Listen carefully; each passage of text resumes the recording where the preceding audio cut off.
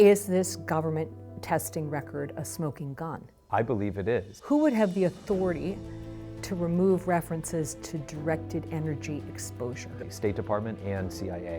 Why was the intelligence withheld? It gets to the heart of the U.S. government always trying to minimize any potential directed energy attack. You've exclusively shared this record with us. Yes. Is that your signature? No, it is not. Are you alleging fraud with a government contract? Yes, I am. What is the cost of coming forward? The cost for me has been not only financial, but it's been profound in terms of my career. When I see that, I see the U.S. government doing the worst of the worst, putting pressure on me to be quiet, using my kids, using my wife. And that is the worst. That's beyond reprehensible in a very Soviet way.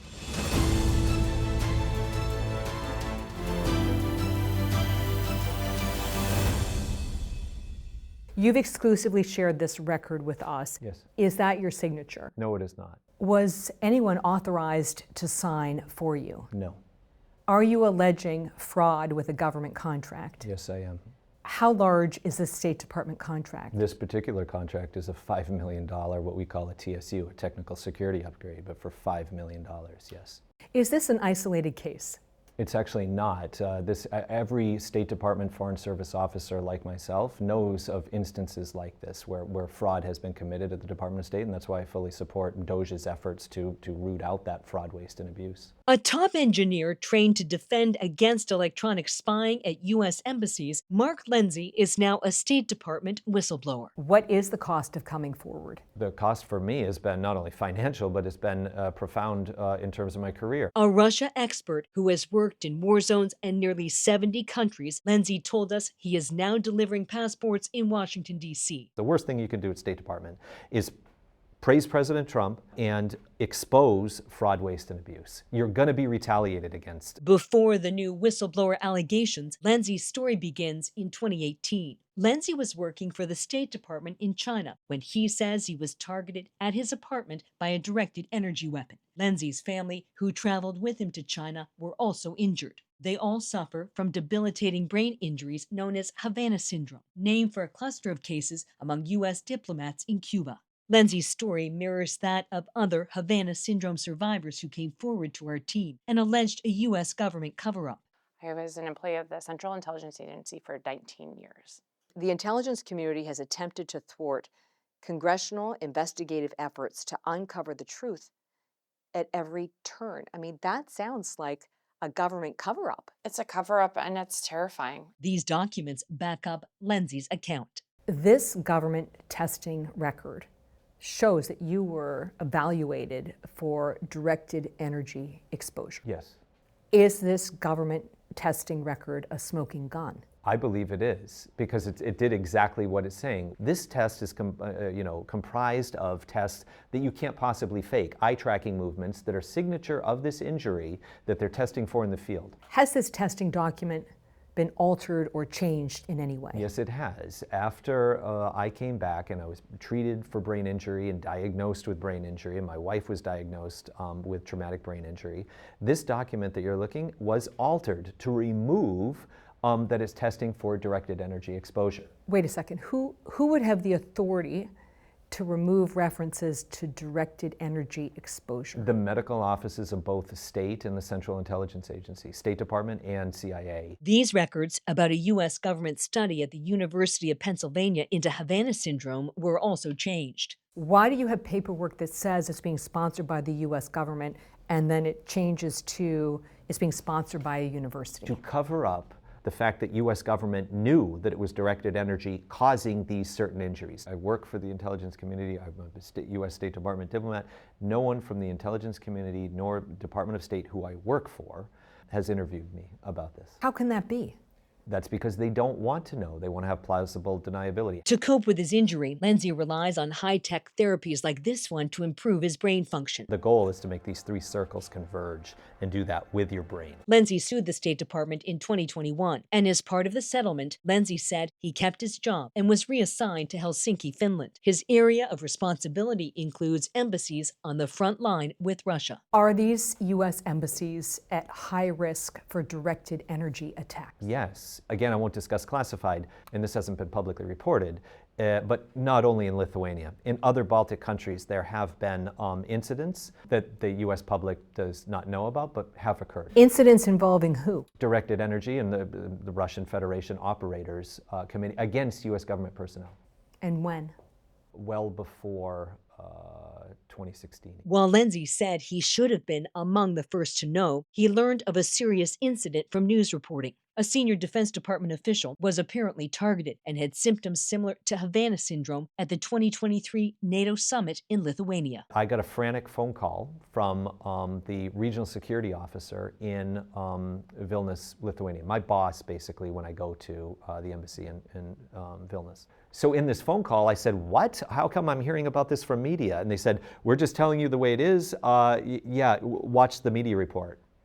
Why was the intelligence withheld? It gets to the heart of the U.S. government always trying to minimize any potential directed energy attack. Lenzi said he immediately began testing to see if the directed energy threat persisted. I can't get into too many details, but certain readings were extreme of concern, showing both security and safety vulnerabilities, i.e. data that was in excess of U.S. government safety and security levels. Let me just stop a second. Can you tell me where those heightened levels were measured?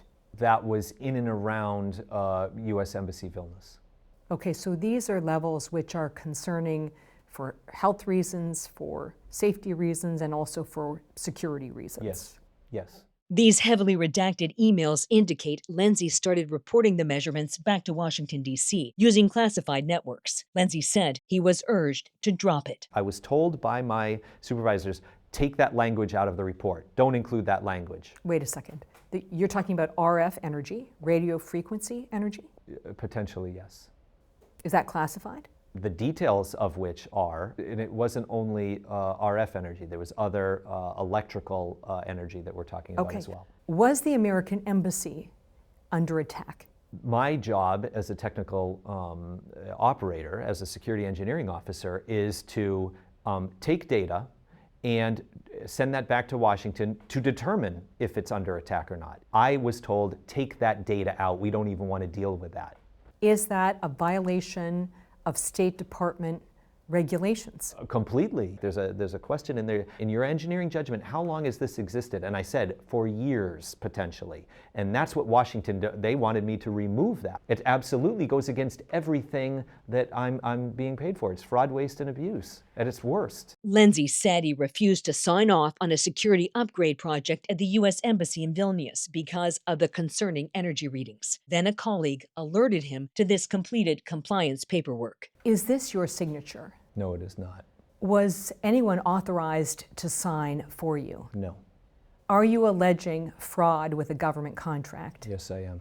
How large is this State Department contract? This particular contract is a $5 million, what we call a TSU, a technical security upgrade, but for $5 million, yes. We were not able to find information indicating the contractor had been informed of the dispute. Now 2 government watchdog agencies are involved. Lenzi said he was recently retaliated against and ordered to leave Helsinki, uproot his family, and disrupt therapy for his children. When I see that, I see the U.S. government doing the worst of the worst, putting pressure on me to be quiet, using my kids, using my wife. And that is the worst. That's beyond reprehensible in a very Soviet way. Lenzi said his son Thomas, who was a toddler at the time of the 2018 incident in China, has the most severe traumatic brain injury. Lenzi claimed the State Department's inaction made it worse. Did the State Department test your children? No, they did not. In the time that it took for me to get my children the help that they needed on my own, the time that it took for my kids led to their injuries being worse than they should have, according to U.S. military doctors and civilian doctors. I have an evaluation here for your son that you have shared with us. And it says Thomas has issues with eye movement, headaches, concentration, hand-eye coordination since the traumatic brain injury. When I read this assessment to you as a father, what goes through your head? I signed up for this, Catherine, for this job, to go up against Vladimir Putin, to go up against, these Russians who I have a long history with. This, for me, the fact that if I was injured just by myself or something like this, honestly, I wouldn't be in front of you today. My kids and my wife did not sign up for this. So as a father, I wrestle with this all the time when I'm told from a doctor, well, you should have had them here before. Their injuries would have been less had you been medevaced before, had you been properly evaluated. Because always my biggest fear, Catherine, still is that my wife and I will get early onset of Parkinson's for this, and we won't be there for our kids with their health issues, right? After our 2 recent investigations into Havana syndrome, Tulsi Gabbard, the nation's top intelligence official, committed to initiating a new assessment. There seems to be a sea change with this new administration. A lot of people have described to me that there's an openness or a willingness to acknowledge these weapons. Is this strategic? Is it a leverage point for President Trump? It is a leverage point. I have faith that President Trump, after this report, after DNI Gabbard's report, after ODNI does this, that President Trump will have a leverage point. And that he'll use that.